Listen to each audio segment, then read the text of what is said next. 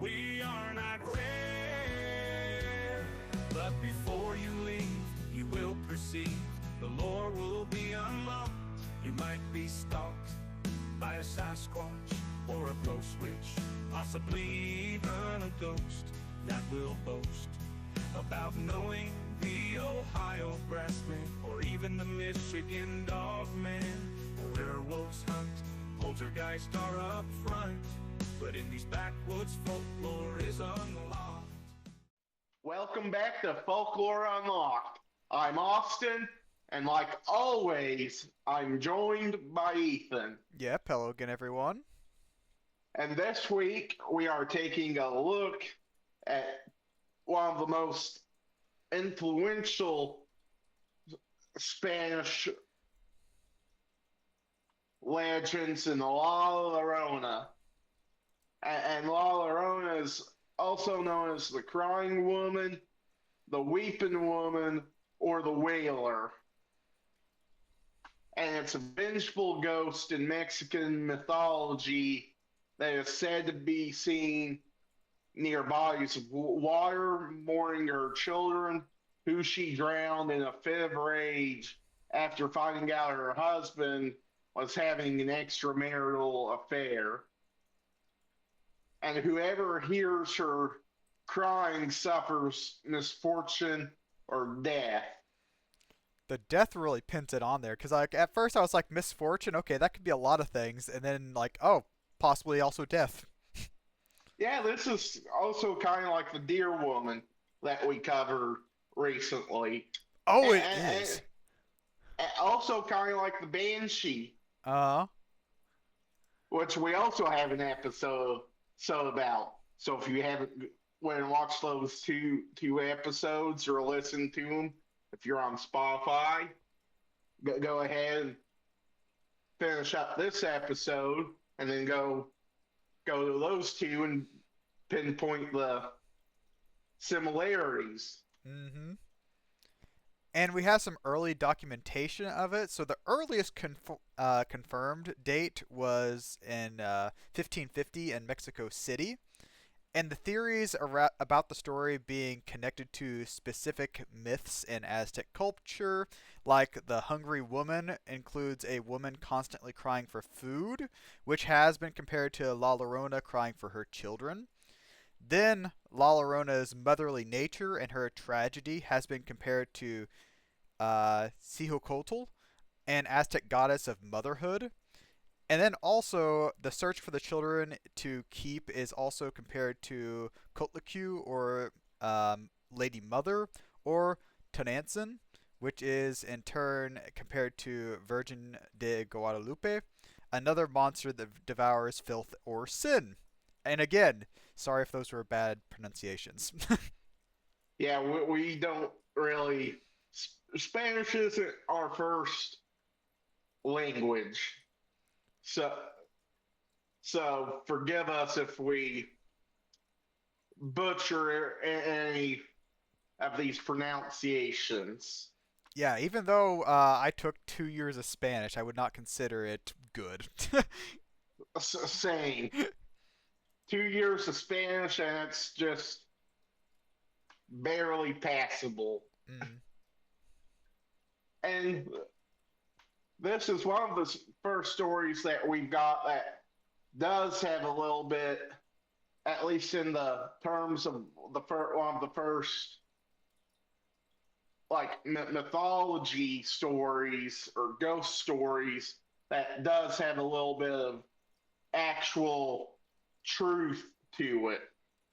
And legend is traditionally told in the southwestern United States, Mexico, Central America, and northern South America, and it is often conflated with the true story of Marina or Malinche, the Nahua woman who served as Hernan Cortez's interpreter and bore Cortez a son. Marina is seen as the mother of the modern Mexican people and a symbol of national treachery for aiding Hernan Cortez and therefore Spain. And some other connections. So the Weeping Woman stories are popular in Iberian and Amerindian cultures. Scholars have also pointed out connections to Eve and Lilith from the Bible. And then also Ben Rafford have also found similarities to the German Weissfrau. And Which we also have an episode on. yeah, isn't that the white woman, right? Yes, Yep. yes, it Okay. is. Also, it bears resemblance to the demigoddess Lamia from Greek mythology. And the most common version follows a beautiful woman named Maria who marries either a rich ranchero or conquistador, kind of similar to Hernan Cortez being a conquistador. One day Maria seeing her husband with a new woman, and because of this, in a jealous rage, she drowns both of her children. And she immediately regrets this and drowns herself. And because of this, she is unable to enter the afterlife and forced into purgatory to search for her children. And some other versions. So this version states the children were illegitimate, and to avoid the children being taken away by the father to be raised by his new wife, she drowns the children and then herself. So same ending, just a little bit different in the middle. Yeah, it's just, but both end the same. It's just how we got to the similar ending. Mm. And there are some common themes besides, the drowning. There's the white dress with her being known as the white woman, and she's typically seen like she had just came out of a river, so she's in a wet white dress, nocturnal wailing, and of course the association with water.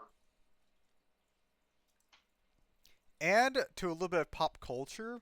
So La Llorona is a song from the 2017 Disney film Coco. There is also an episode of Supernatural with La Llorona and Riverdale and Grimm. What's the Grimm, Austin? It's a TV show. Oh, okay. I hadn't heard of that. But yeah, so TV shows, episodes from Supernatural, Riverdale, and Grimm. And then there are also three movies, well, at least three movies of La Llorona. So there's The Curse of La Llorona, just regular La Llorona, and then The Legend of La Llorona. So there's plenty of movies if you want to go watch one after this. Exactly. And I'm going to tell you the Riverdale episode involving La Llorona was when Riverdale was really getting weird. Mm. So I can tell you that from personal experience. Good weird or bad weird?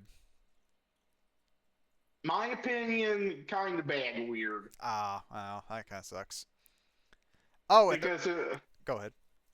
because it was originally a crime, like a teen crime drama thing, that suddenly went to supernatural stuff. So it was bad weird because it didn't really fit the tone of the show.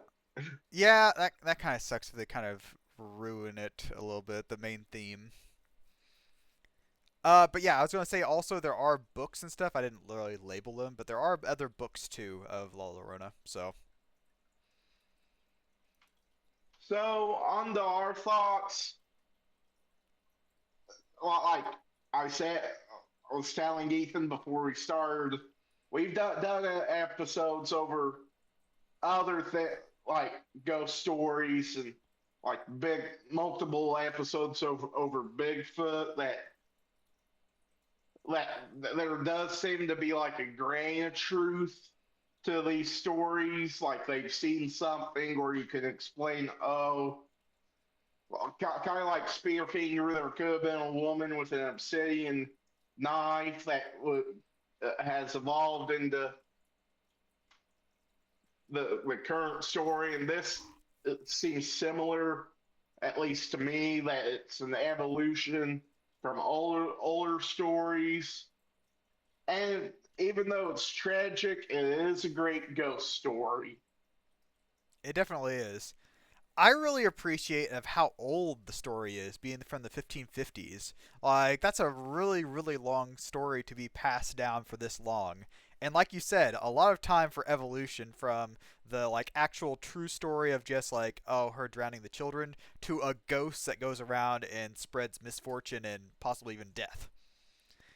I can see why the story has stayed around because anytime someone would hear crying near a body of water, they would think back to the story. So you could be next to a river, next to like a lake, even a fountain, probably. Okay, just like any really just like body of water, you could think back to the story. And I think it's useful. The story has its use because it's a good way to keep kids away from bodies of water so they don't end up drowning. So it has its uses. Yeah, like we mentioned the banshee earlier. This is like the Mexican version of the Irish banshee, essentially. Yeah, yeah. And well, both stories are interesting ghost stories if you like ghost stories.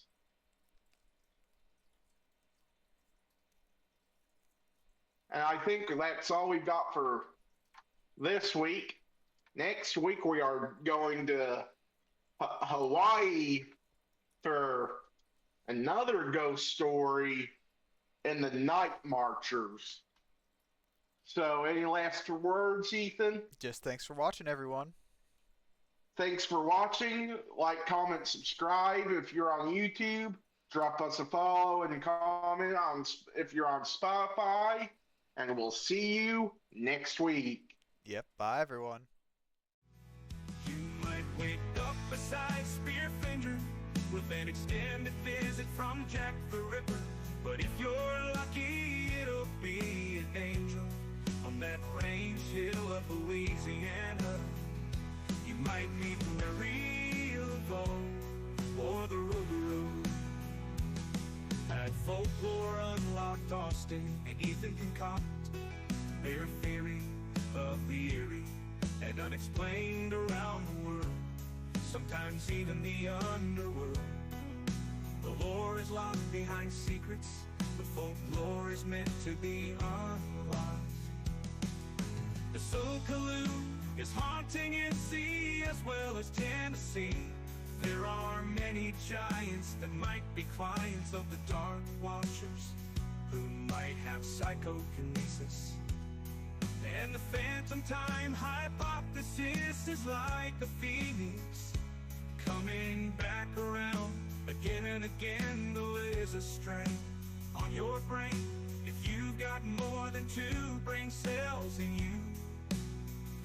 Some believe McCartney is dead because they read into the Mandela effect, which is subject to folklore.